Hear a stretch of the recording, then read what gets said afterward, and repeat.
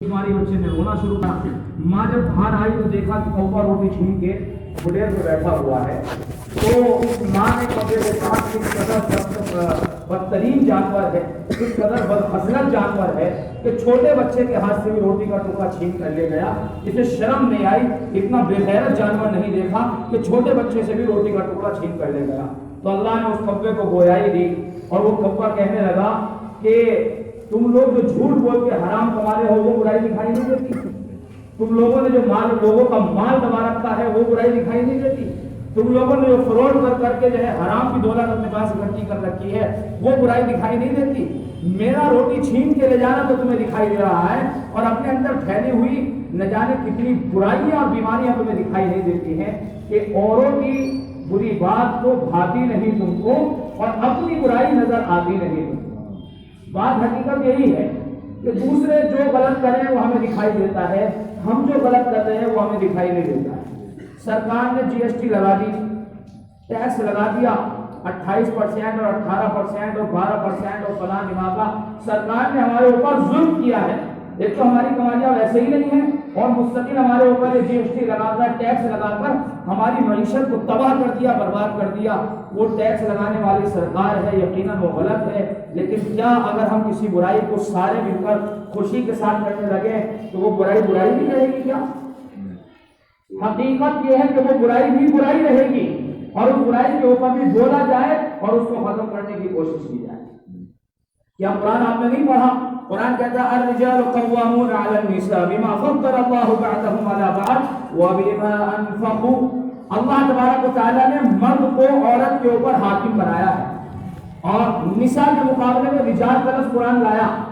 कुरान के अंदर अल्लाह लाया निसा के मुकाबले में रिजाल, औरत के मुकाबले में मर्द कौन है और उसको क्यों अल्लाह तबारक व तआला ने औरत के ऊपर हाकिमियत बख्शी, औरत के ऊपर दर्जा दिया?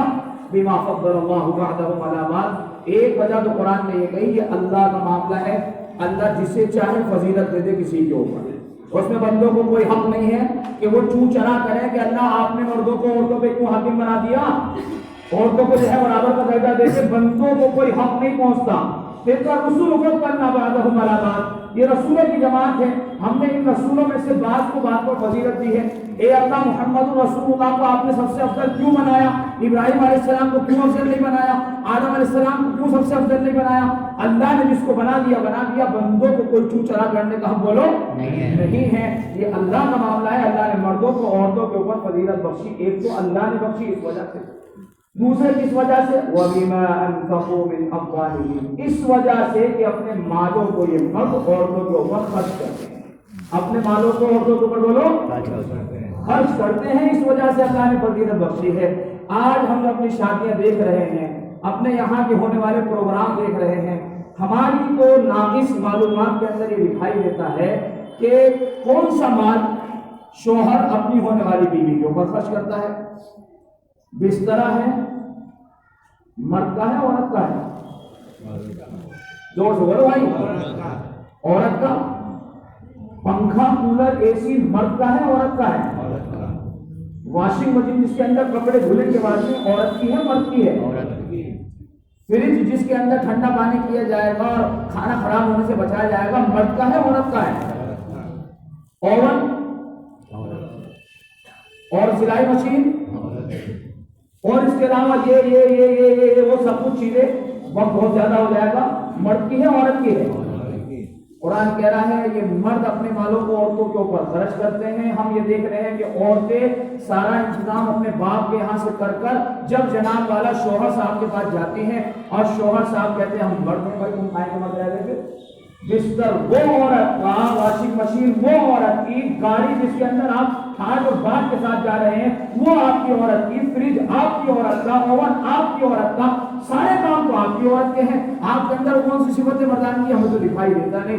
फिर बेशर्मी उरूज पर पहुंची और लोग कहते हैं भाई जहेज का लेना देना तो सुन्नत है। अच्छा की शरीयत आपने समझी है, दीन आपने समझा है, ये सारी बातें आपको ही पता लगी कि ये सुन्नत है। उलमा को तो कुछ पता ही नहीं लगा कि ये सुन्नत है जहेज का लेना देना।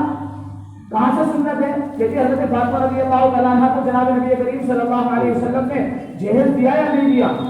हज़रत फातिमा तुम्हारे सामने है, حضرت رقیہ تمہارے سامنے نہیں ہے، حضرت ام کلثوم تمہارے سامنے نہیں ہے، تو اللہ کے نبی صلی اللہ علیہ وسلم کی بیٹی حضرت زینب تمہارے سامنے نہیں ہے، اور اللہ کے نبی صلی اللہ علیہ وسلم نے جو اتنے سارے نکاح کیے ہیں وہ عورتیں آپ کے نکاحوں کے اندر آئی ہیں وہ تمہارے سامنے نہیں ہے، وہ حضرت فاطمہ تمہارے سامنے ہے، کیونکہ وہاں ملتا ہے کہ اللہ کے نبی صلی اللہ علیہ وسلم نے یہ سرائی دی، یہ چکی دی، یہ دیا، یہ وہ دیا، بس اسے ہی پکڑ رکھا ہے کہ یہ سنت ہے۔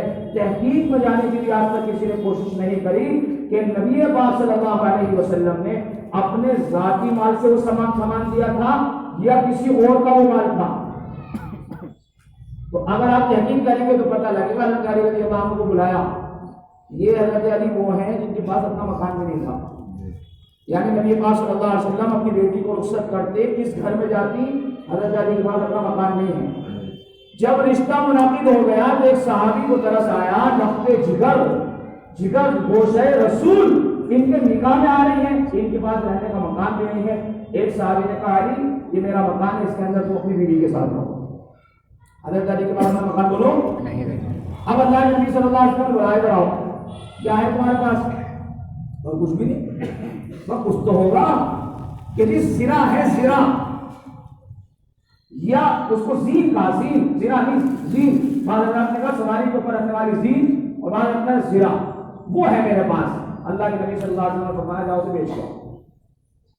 اب یہ بیچنے کے لیے کتنے کی بکتی، لیکن اتفاق یہ ہے کہ اس کے خریدار وہ مل گئے جس کو امت کے اندر غنی کہا جاتا ہے، جس کو امت کے اندر غنی کہا جاتا ہے۔ عثمان غنی رضی اللہ تعالیٰ کے ساتھ سودا طے ہوتا ہے۔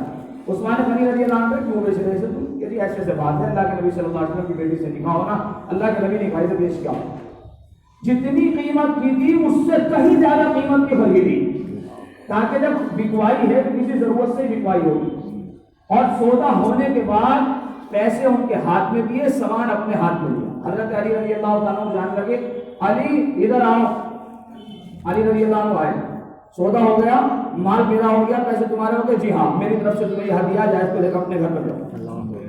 حضرت عثمان غنی رضی اللہ عنہ نے پیسے بھی دے دیے اور سامان بھی بولو دے دیا۔ اب اللہ کے نبی صلی اللہ علیہ وسلم کے پاس جا کر وہ چیز رکھ دی کہ جی اتنے کی بکی ہے اور ایسے ایسے معاملہ ہوا ہے، دعائیں دی حضرت عثمان غنی رضی اللہ عنہ کو۔ بہرحال لمبی تو تفصیل چلی جائے گی۔ اب اس پیسے میں سے اللہ کے نبی صلی اللہ علیہ وسلم نے وہ سارا سامان خرید کر حضرت علی رضی اللہ تعالیٰ عنہ کو دیا ہے، تو بتائیے اسے جہیز کیسے کہا جاتا ہے، کہا جا سکتا ہے؟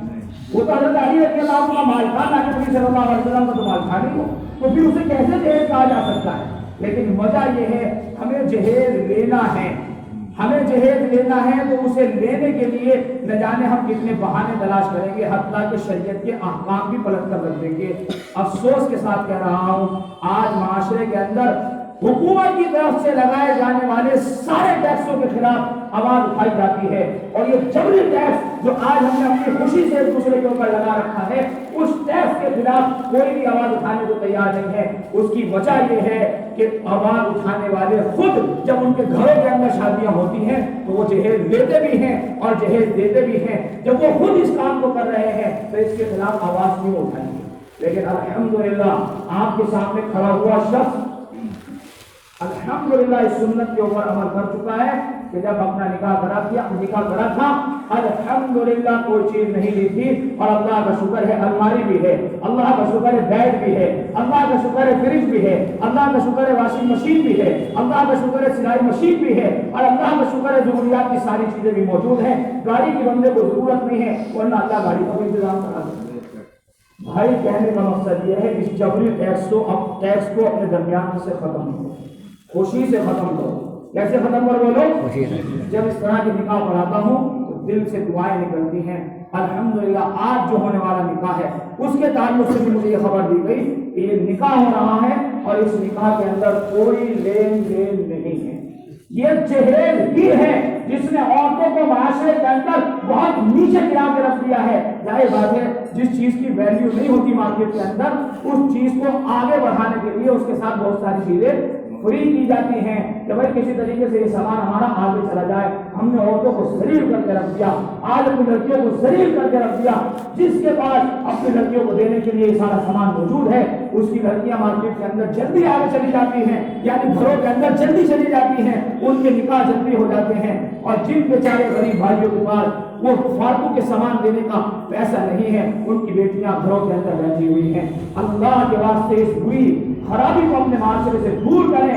ابھی 3 دن پہلے بھی، 2 دن پہلے کی بات ہے، ایک بوڑھا مسجد کے اندر کھڑا ہوا تھا۔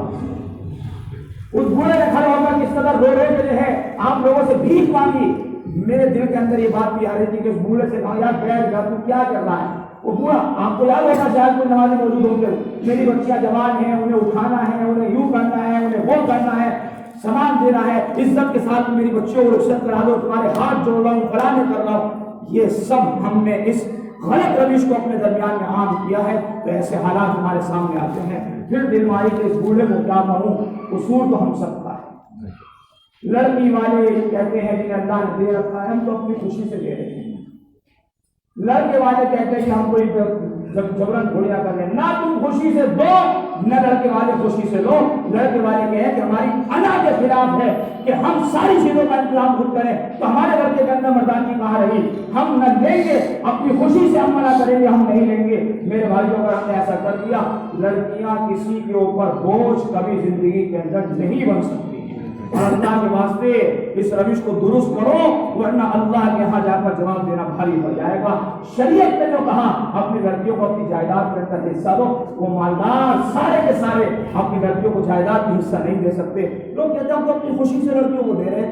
ابے خوشی سے دے رہے ہو تو دکھاوا کس چیز کا ہے؟ لڑکی کو دے رہے ہو تو دکھاوا کس چیز کا ہے؟ کیوں دکھاتے ہو سب کو؟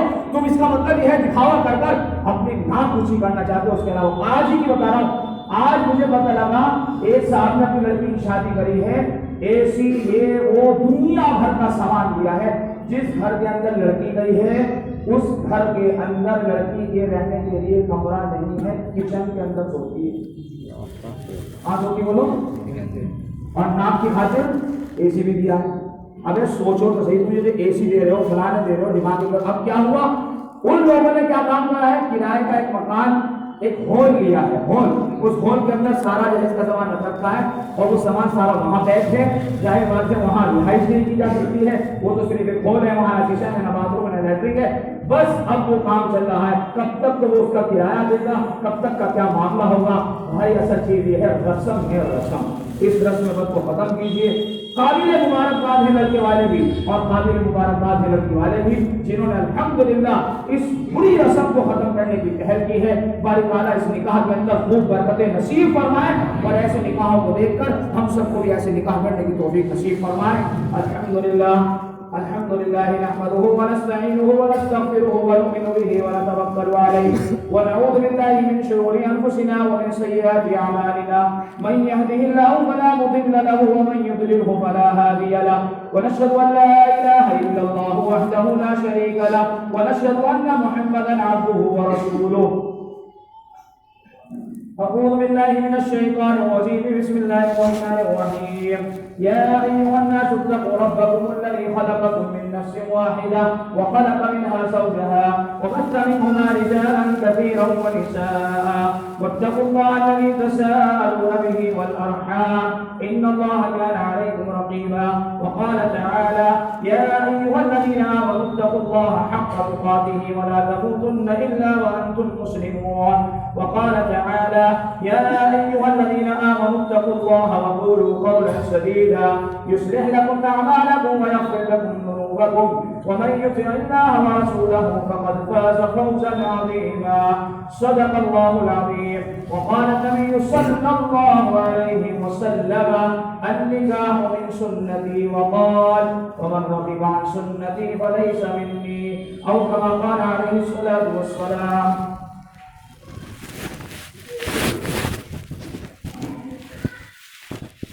گواہ اور وکیل کہنے کی باتیں ہوئی ہیں اچھی ہیں۔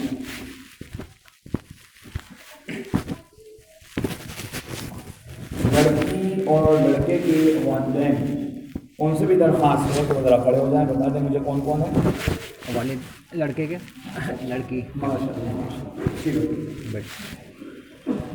محمد افضل سلمہ ولد محمد امجد صاحب، محمد الیاس صاحب ولد محمد یعقوب مرحوم صاحب کی وکالت میں۔ کون صاحب؟ محمد الیاس ہو گیا۔ محمد فاروق صاحب ولد محمد یعقوب مرحوم، یہ گواہ ہیں، کون ہیں؟ رئیس احمد صاحب وال محمد اجمل صاحب اور ربیب سیف الدین مرحوم یہ دوسرے گواہ ہیں، اور یہ مجمع عام گواہ ہے۔ آپ کی زوجیت کے اندر ثنا جبین مسلمہ جو محمد الیاس صاحب کی صاحبزادی ہیں، 1.25 تولہ سونے کا ہار، اس کے عوض آپ کو آپ کی زوجیت کے اندر، آپ کے نکاح کے اندر ان کو پیش کیا گیا۔ آپ نے ان کو اپنے نکاح میں قبول کیا؟ جی میں نے قبول کیا۔ ماشاء اللہ، بارک اللہ لکما وجمع بینکما بالخیر۔ دعا فرمائیں، اللہم صل علی سیدنا ونبینا مولانا محمد وعلی آل سیدنا مولانا محمد وبارک وسلم۔ اے اللہ یہ نکاح مسجد کے اندر منعقد ہوا، عین سنت کے مطابق منعقد ہوا، اے اللہ اس نکاح کو اپنی بارگاہ میں بے انتہا قبول فرما۔ آمین۔ یا میرے مولا ہم سب کو سادگی کے ساتھ شریعت کے مطابق نکاح کرنے کی توفیق مرحمت فرما۔ آمین۔ اے اللہ جہیز کی لعنت کو امت کے درمیان میں سے ختم فرما۔ آمین۔ اے اللہ جہیز کی لعنت کو امت کے درمیان سے ختم فرما۔ آمین۔ اے میرے مولا نہ جانے کتنی بچیاں شادی کی عمروں کو پہنچنے کے باوجود گھروں کے اندر بیٹھی ہیں۔ اے اللہ بنیاد جہیز ہی ہے جو ہمارے اپنے تجربے کے اعتبار سے ثابت ہو رہی ہے۔ یا میرے مولا اس لالچ اور طمع کی چیز کو ہمارے درمیان میں سے ختم فرما دی۔ آمین۔ یا میرے مولا اس نکاح کو بھی اپنی بارگاہ میں قبول فرما دی۔ آمین۔ زوجین کے اندر محبت اور مودت کو پیدا فرما دی۔ آمین۔ اے میرے مولا ہر طرح کے شرور و فتن آفات و بلیات سے اس جوڑے کی مکمل حفاظت فرما دی۔ آمین۔ اے اللہ ہمیشہ کے لیے ایک دوسرے کے ساتھ حقوق ادا کر کے رہنے کی توفیق دے دیجیے۔ آمین۔ اے اللہ اس نکاح کی بنیاد پر جو رشتہ داریاں آپس میں منعقد ہوئی، ہر ایک کو دوسرے کا خیال کر کر حقوق ادا کر کر رہنے کی توفیق مرحمت فرما دی۔ آمین۔ یا اللہ یہ مجمع بیٹھا ہوا ہے تیرے حبیب صلی اللہ علیہ وسلم کی سنت کی محبت میں بیٹھا ہے، اے اللہ اس کے بیٹھنے کو قبول فرما لیجیے۔ اس سنت کو بہانہ بنا کر یا میرے مولا پورے مجمع کی مغفرت کا فیصلہ فرما دیجیے۔ یا میرے مولا ہم سب کو اپنے دین کے لیے قبول فرما دیجیے۔ یا میرے مولا یقیناً ہمارے معاشرے اور سماج کے اندر بہت ساری برائیوں نے جنم لے لیا ہے، اور وہ برائیاں پورے معاشرے اور سماج کو جکڑ چکی ہیں، لیکن میرے مولا اگر ہم ان برائیوں کی جڑوں کو دیکھ کر محنت ختم کر دیں، کہنا سننا ختم کر دیں، تو ہم سب گنہگار ہو جائیں گے۔